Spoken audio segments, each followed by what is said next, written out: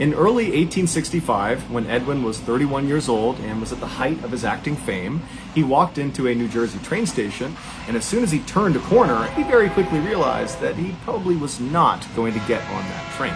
There was already this huge throng of people out on the platform pressed up against the side of this train, and they're all waving their arms around and yelling. But from Edwin's perspective, it seemed fairly obvious that there just weren't enough tickets. Now, Edwin could have very easily just walked up and announced himself and shown his very famous face, but to this point, Edwin had not been recognized in this train station, and so he wanted to keep a low profile, and so he decided against that idea. Edwin was about to just walk away and wait for the next train when he noticed the crowd in front of him. They didn't disperse like he was doing. Instead, they all seemed to kind of surge forward towards the train, which was now moving, even though they didn't have tickets. One man who was right up against the train, he falls to the ground and gets trapped halfway under the train. His lower half was literally on the tracks under the train, and his upper half is now under this big crowd of people that are now trampling him. And so Edwin can see very clearly that if someone does not grab this guy and pull him out soon, he's gonna get run over by the train.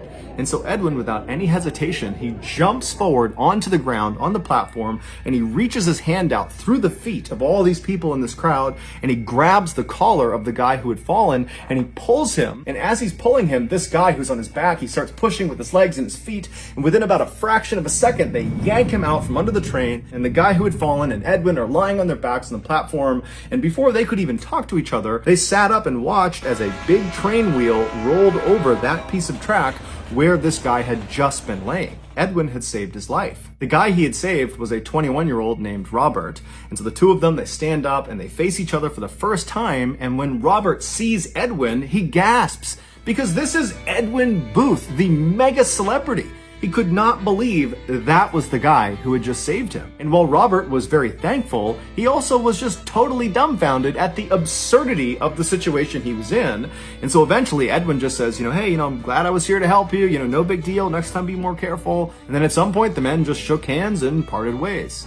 Edwin would eventually get on the next train, and he would go wherever it was he needed to go. And before long, his very busy schedule kind of occupied his mind, and he had kind of forgotten about what happened on the train platform.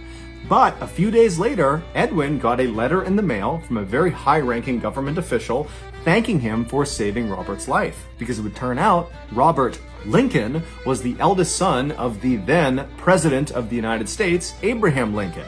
Now, to be clear, Edwin was extremely famous and had lots and lots of influence and knew lots of very important people, but he had never had any interaction with anyone in the Lincoln family before he met Robert on the train platform.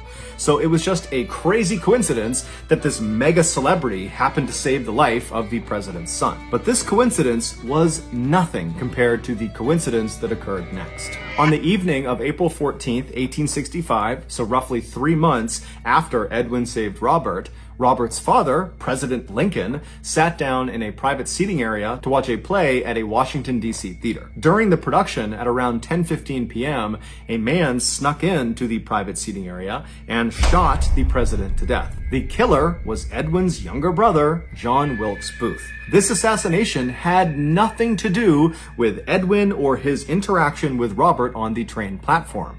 This was an assassination that was formulated and carried out completely independently, meaning it was purely coincidence that just a few months after Edwin saved a Lincoln's life, his own brother took a Lincoln's life.